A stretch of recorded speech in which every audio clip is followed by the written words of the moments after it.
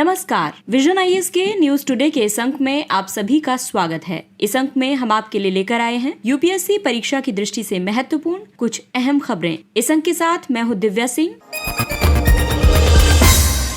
आइए सबसे पहले बात करते हैं इस अंक की हेडलाइंस के बारे में। वर्ष 2022 के लिए अर्थशास्त्र के नोबेल पुरस्कार की घोषणा की गई। स्वास्थ्य और परिवार कल्याण मंत्रालय ने राज्यों में टेली मानसिक स्वास्थ्य सहायता और नेटवर्किंग यानी टेली मानस पहल शुरू की। आर्थिक सहयोग और विकास संगठन ने क्रिप्टो एसेट रिपोर्टिंग फ्रेमवर्क जारी किया। प्रशांत महासागर में एक नए द्वीप का उद्भव हुआ और भारतीय रुपए में अंतर्राष्ट्रीय व्यापार निपटान पर आरबीआई के दिशा निर्देशों का अभी तक कार्यान्वयन नहीं हुआ है। और आइए अब खबरों पर विस्तार से चर्चा करते हैं।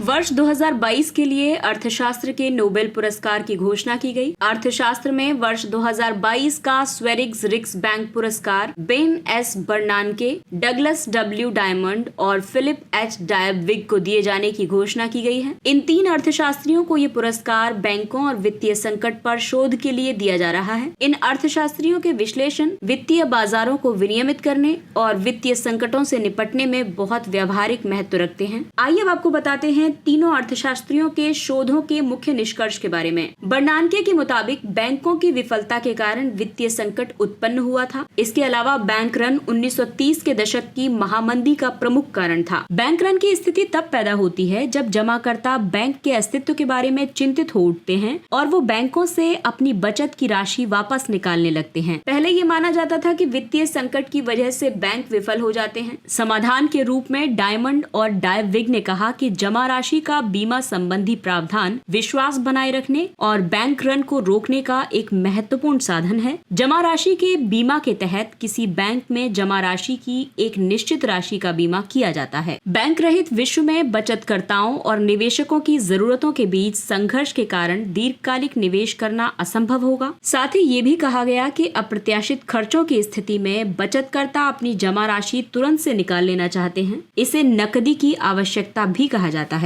और वहीं कर्ज लेने वालों को अधिक लंबी अवधि के लिए धन की जरूरत होती है। बैंक इस विपरीत स्थिति को मैच्योरिटी ट्रांसफॉर्मेशन के माध्यम से हल करने में सक्षम होते हैं। मैच्योरिटी ट्रांसफॉर्मेशन एक ऐसी प्रक्रिया है जिसके तहत बैंक एक मध्यस्थ के रूप में कार्य करता है। वो दीर्घकालिक परिपक्वता वाली परिसंपत्ति को कम परिपक्वता वाले बैंक खातों में बदल देता है। अगली खबर स्वास्थ्य क्षेत्र से है। स्वास्थ्य और परिवार कल्याण मंत्रालय ने राज्यों में टेली मानसिक स्वास्थ्य सहायता और नेटवर्किंग पहल यानी टेली मानस पहल की शुरुआत की है। टेली मानस का लक्ष्य देश भर में निःशुल्क 24 घंटे टेली मानसिक स्वास्थ्य सेवाएं प्रदान करना है। ये विशेष रूप से सुदूर और सुविधाओं से वंचित क्षेत्रों में लोगों को सेवाएं प्रदान करेगी। इस पहल को विश्व मानसिक स्वास्थ्य दिवस पर आरंभ किया गया है। इस पहल में 23 टेली मानसिक स्वास्थ्य उत्कृष्टता के केंद्रों का एक नेटवर्क शामिल है। ये केंद्र काउंसलिंग, एक विशेषज्ञ के साथ परामर्श और ई प्रिस्क्रिप्शन प्रदान करेंगे। राष्ट्रीय मानसिक स्वास्थ्य और तंत्रिका विज्ञान संस्थान निमहैंस बेंगलुरु को इसका नोडल केंद्र बनाया गया है। इसके लिए भारतीय प्रौद्योगिकी संस्थान यानी आईआईटी बेंगलुरु और राष्ट्रीय प्रणाली संसाधन केंद्र तकनीकी सहायता प्रदान करेंगे। सरकार का लक्ष्य प्रत्येक राज्य या संघ राज्य क्षेत्र में कम से कम एक टेली मानस प्रकोष्ठ स्थापित करने का है। राष्ट्रीय टेली मानसिक स्वास्थ्य कार्यक्रम की घोषणा पहली बार केंद्रीय बजट 2022-23 में की गई थी। ये कार्यक्रम कोविड-19 महामारी के कारण मानसिक स्वास्थ्य संकट के अस्तित्व को स्वीकार करते हुए घोषित किया गया था। हाल ही में लेंसेट पत्रिका ने ending stigma and discrimination in mental health नामक एक रिपोर्ट जारी की। इस रिपोर्ट के मुताबिक कलंक यानी स्टिग्मा और भेदभाव का मानसिक विकार से ग्रसित 90% लोगों पर नकारात्मक प्रभाव पड़ता है और इसीलिए इस रिपोर्ट में कहा गया कि लोगों के बीच सामाजिक संपर्क बढ़ाकर कलंक को कम किया जा सकता है यानी स्टिग्मा को कम किया जा सकता है और देशों को आत्महत्या को गैर आपराधिक बना देना चाहिए। अब ये जो टॉपिक है ये ऐसे के लिहाज से ये स्टेटमेंट अपने आप में बहुत बड़ी है। आपके विचार इसमें क्या हैं कि क्या वाकई में आत्महत्या को गैर आपराधिक बना देना चाहिए? अपने विचार जरूर लिख करके शेयर कीजिएगा। और अगला सुझाव है कि मानसिक स्वास्थ्य नीतियों में अंतर्राष्ट्रीय मानकों के अनुरूप सुधार किया जाना चाहिए।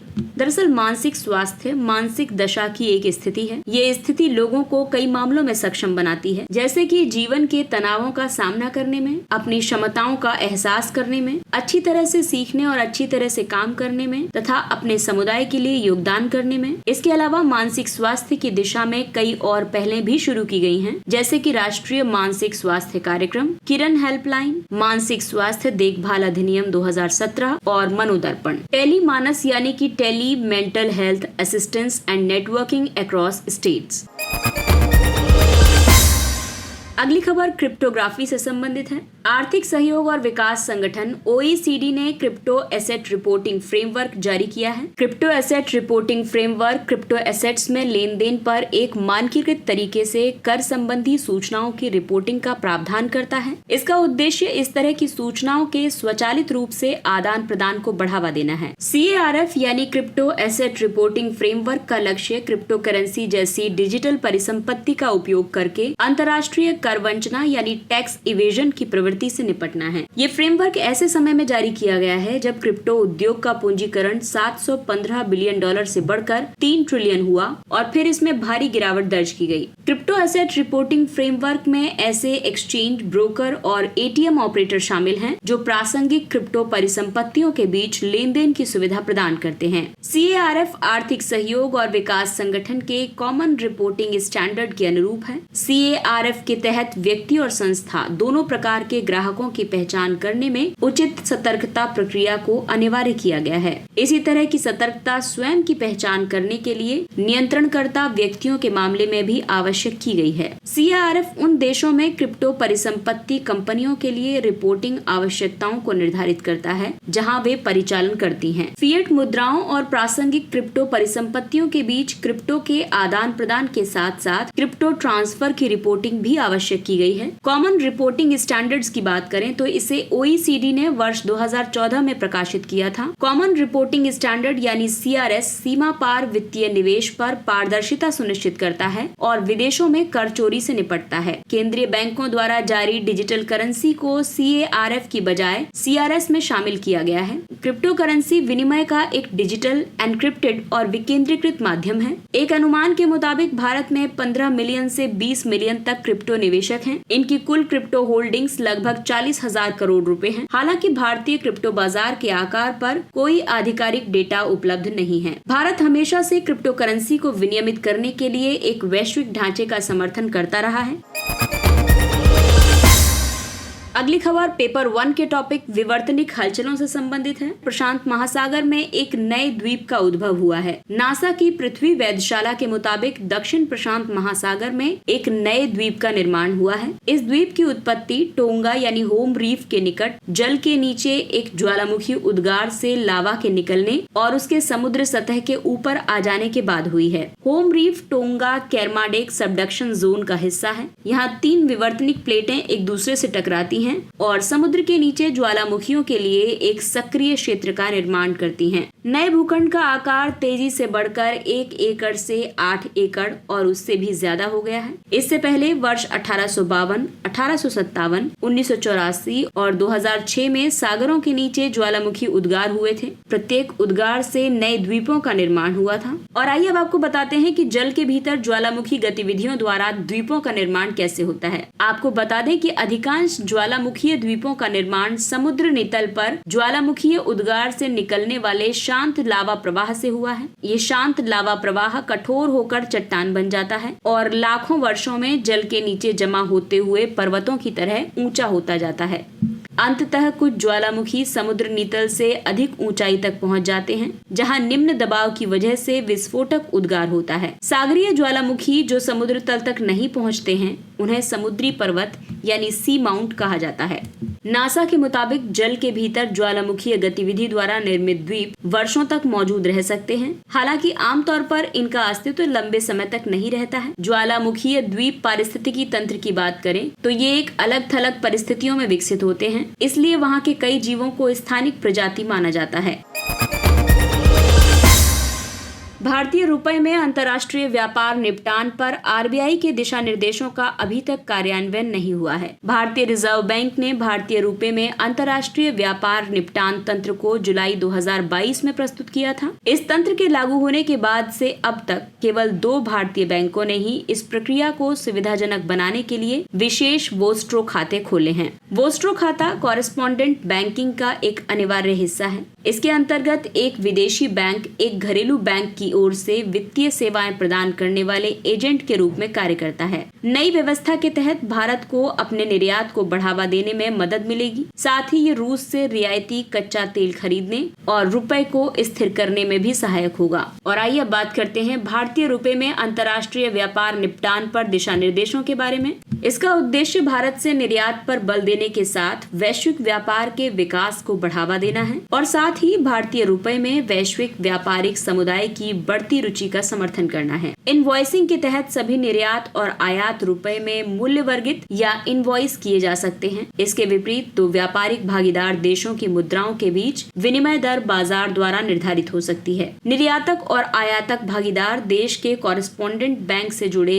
एक विशेष वीए का उपयोग कर सकते हैं। इसका उपयोग विदेश मुद्रा प्रबंधन अधिनियम फेमा 1999 के अधीन रुपए में मूल्य वर्गित प्राप्तियों और भुगतानों के लिए किया जाएगा। साथ ही बैंक गारंटी, निर्यात प्राप्य राशियों को अलग करना, निर्यात के एवज में अग्रिम अधिशेष शेष राशि का उपयोग, अनुमोदन प्रक्रिया, प्रलेखन आदि से संबंधित पहलुओं को फेमा नियमों के तहत ही कवर किया जाएगा।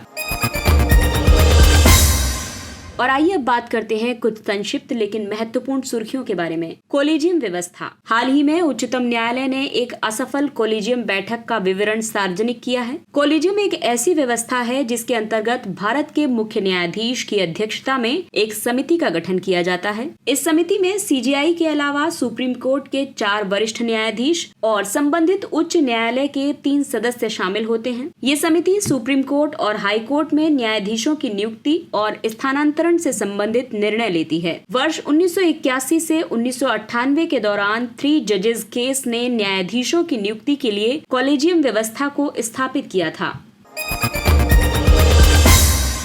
अगला टॉपिक है राष्ट्रीय खनिज अन्वेषण न्यास। राष्ट्रीय खनिज अन्वेषण न्यास यानी नेशनल मिनरल एक्सप्लोरेशन ट्रस्ट का गठन खान और खनिज विकास और विनियमन संशोधन अधिनियम 2015 की धारा 9C के तहत किया गया है। ये एक गैर लाभकारी स्वायत्त निकाय है। इसका उद्देश्य सामरिक और दुर्लभ खनिजों पर विशेष बल देने के साथ क्षेत्रीय और विस्तृत अन्वेषण के उद्देश्य से प्राप्त धन का उपयोग करना है। खनन पट्टा या पूर्वेक्षण लाइसेंस सह खनन पट्टा धारक को भुगतान की गई रॉयल्टी के 2% के बराबर राशि का NMET को भुगतान करना होगा। ये भुगतान MMDR अधिनियम की दूसरी अनुसूची के तहत उपबंधों के अनुसार होगा।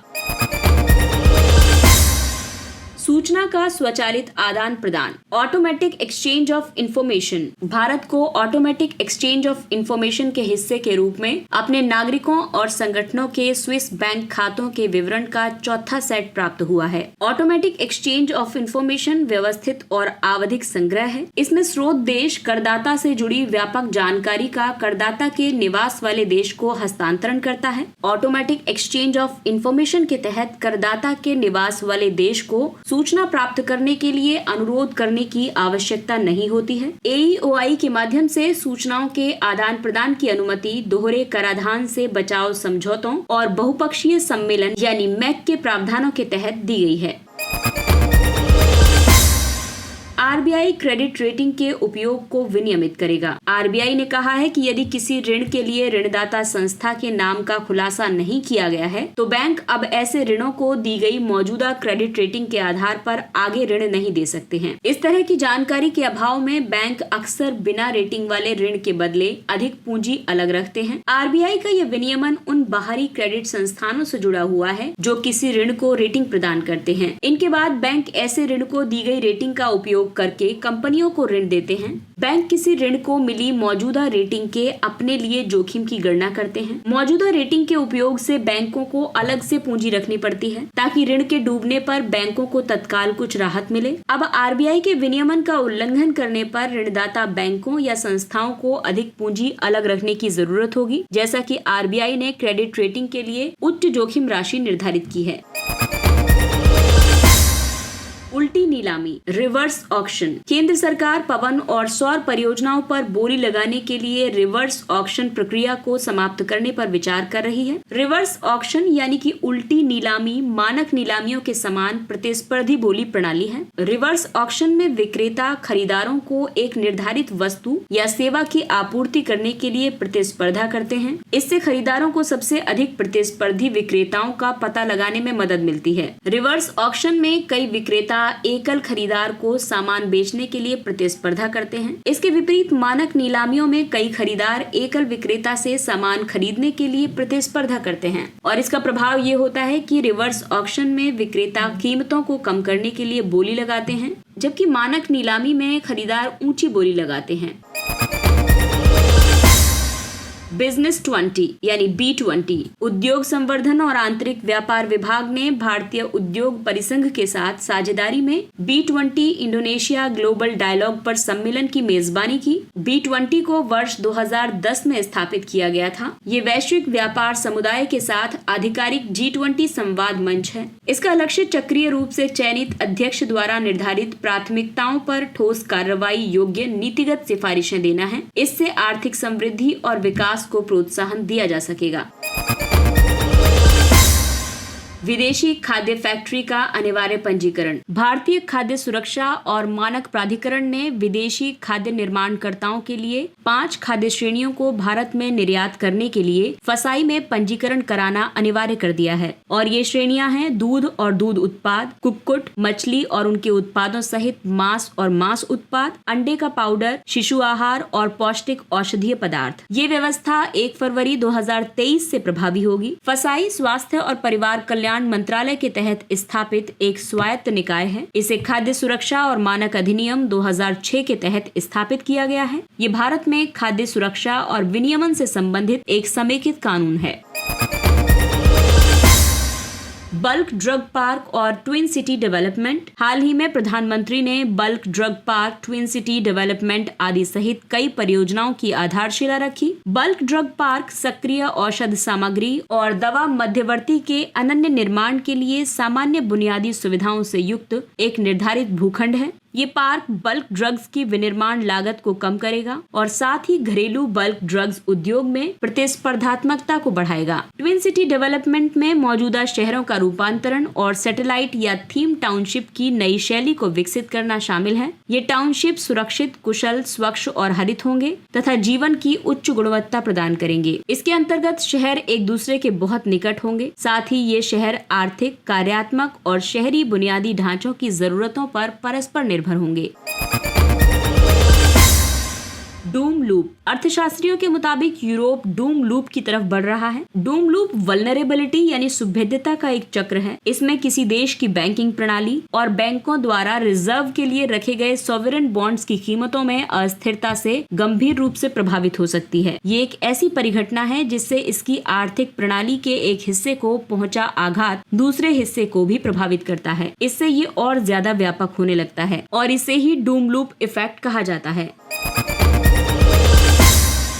सामूहिक सुरक्षा संधि संगठन। किर्गिस्तान ने मॉस्को के नेतृत्व वाले CSTO के इंडेस्ट्रक्टिबल ब्रदरहुड 2022 सैन्य अभ्यास को रद्द कर दिया है। इसका आयोजन किर्गिस्तान में अक्टूबर महीने में प्रस्तावित किया गया था। CSTO गठबंधन उत्तरी अटलांटिक संधि संगठन नाटो के समान ही है। इसका भी यही सिद्धांत है कि एक पर हमला सभी सदस्यों पर हमला माना जाएगा। इसके सदस्य देश हैं बेलारूस, रूस, किर्गिस्तान, ताजिकिस्तान, कजाकिस्तान और आर्मेनिया। इसके साथ ही ये अंक समाप्त होता है। अगले अंक में फिर मुलाकात होगी कुछ अन्य महत्वपूर्ण खबरों के साथ। तब तक अपना ख्याल रखिए, सुरक्षित दूरी बनाए रखिए, मास्क पहनिए, हाथ और चेहरा साफ रखिए क्योंकि कोरोना अभी पूरी तरह से समाप्त नहीं हुआ है। इसलिए अपनों का और अपना विशेष ध्यान रखें। और अगर आपको हमारा कंटेंट पसंद आ रहा है तो इसे लाइक, सब्सक्राइब और शेयर करें। इसके साथ ही विजन IAS की पूरी टीम आपसे इजाजत लेती है। नमस्कार। Thank you for listening.